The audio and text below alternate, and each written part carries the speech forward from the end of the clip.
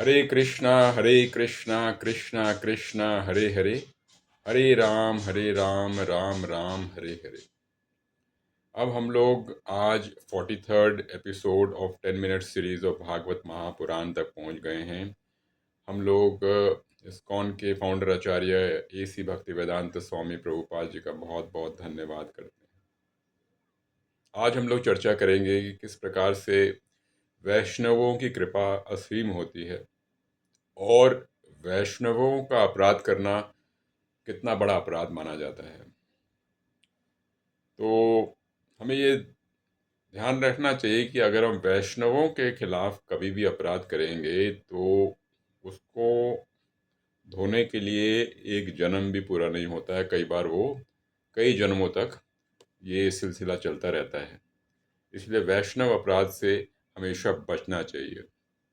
दूसरी बात यह है, अगर वैष्णवों का आशीर्वाद मिल जाता है तो भक्ति में आगे बढ़ना बहुत सरल हो जाता है, बहुत आगे आसानी से बढ़ा जा सकता है। तो वैष्णवों का आशीर्वाद लेना बहुत ही लाभकारी है और बहुत ही जरूरी है भक्ति में आगे बढ़ने के लिए, कृष्ण को प्राप्त करने के लिए।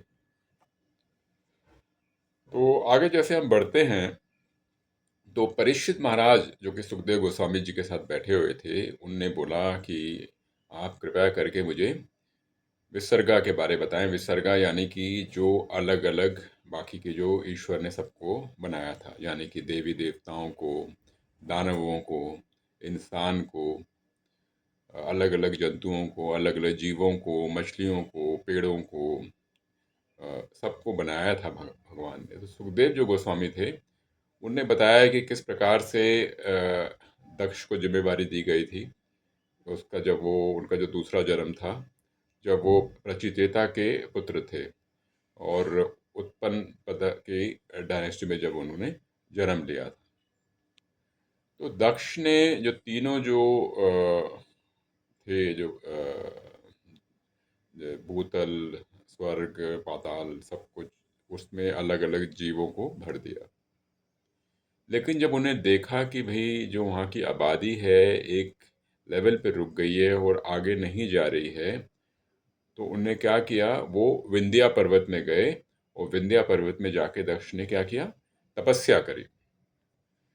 तो जो दक्ष थे उनने तपस्या करी। तपस्या के बाद उनने विष्णु जी प्रकट हुए, वो उनसे प्रसन्न हुए। तो दक्ष ने जो किया था, उसने हमसा गुहिया प्रार्थना करी थी, हमसा गुहिया चैंट किया था उसने, और काफ़ी ज़्यादा शक्ति करी, काफ़ी तपस्या करी थी।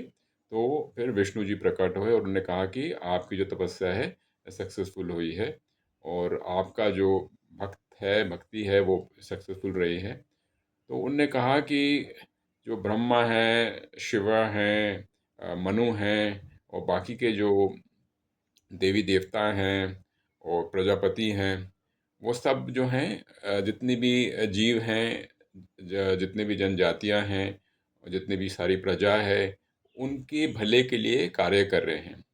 बस जो अस्किनी जो है, जो कि प्रजापति पंचंग की जो पुत्री है, अगर उन्हें आप अपने पत्नी के रूप में ले लेंगे तो वो अच्छा रहेगा। उनके थ्रू आपको काफ़ी सारी संतानें होंगी। तो इस प्रकार से भगवान ने उन्हें कहा। तो ये जो मार्ग दक्ष को भगवान ने दिखाया, वो एक किस्म से कर्म मार्ग था, ना कि प्रेम मार्ग।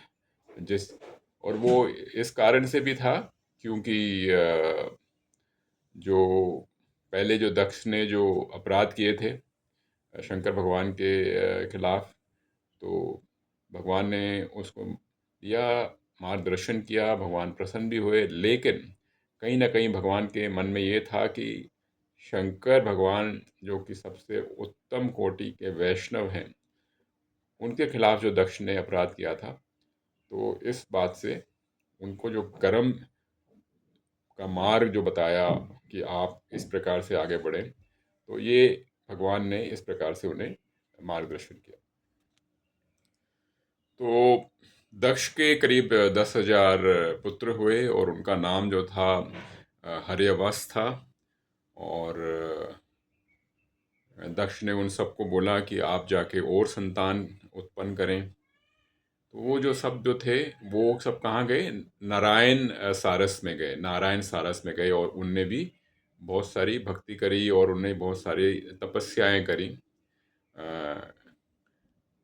घर गृहस्थी में जाने से पहले। तो इस प्रकार से आगे बढ़ा। तो जो हर्यावस्था थे तो उनने काफ़ी तपस्या करी, और इनकी तपस्या को देख के नारद मुनि जो है, नारद मुनि आए, उनने उनको सच्चा मार्ग बताया और उनको बोला कि आप अगर परिवार के रास्ते में जाएंगे तो आपको ईश्वर का जो प्रेम है और भौतिक चीज़ को छोड़ के जो रिनाउंस करके आगे बढ़ना है वो नहीं मिलेगा। तो इस मार्ग को समझ के जो हर्यावस्था थे उनने नारद मुनि की बात को समझा, और उनने क्या किया, जिस मार्ग से उनको कहा गया था कि आप गृहस्थ बने और संतानों का उत्पन्न करें, उसको छोड़ के वो क्या किया, उनने सब कुछ त्याग कर दिया। लेकिन जो दक्ष था उसे इस बात की कड़ी दुख हुआ उसको कि भाई उसके जो इतने सारे पुत्र थे और उनको सब परिवार आगे बढ़ाना था ताकि तीनों जो जग हैं वो उसमें और लोग हों। तो वो ब्रह्मा के पास जाता है और ब्रह्मा के पास जाके बोलता है कि मैं इस प्रकार से दुखी हूँ। लेकिन ब्रह्मा कहते हैं कि कोई बात नहीं। फिर वो दक्ष के फिर तकरीबन 1000 पुत्र होते हैं, और उनका नाम होता है सवलस्या।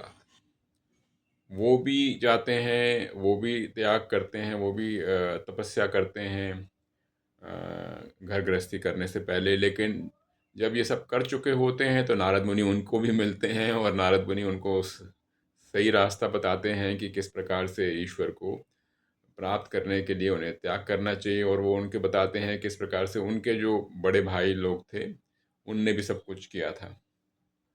तो ये बात उनको भी ये बात समझ में आती है जो नारद मुनि उनको बताते हैं। तो इस प्रकार से जो दक्ष के जो पुत्र होते हैं और पुत्रों के पुत्र होते हैं उनको नारद मुनि जो हैं सही रास्ता दिखाते हैं।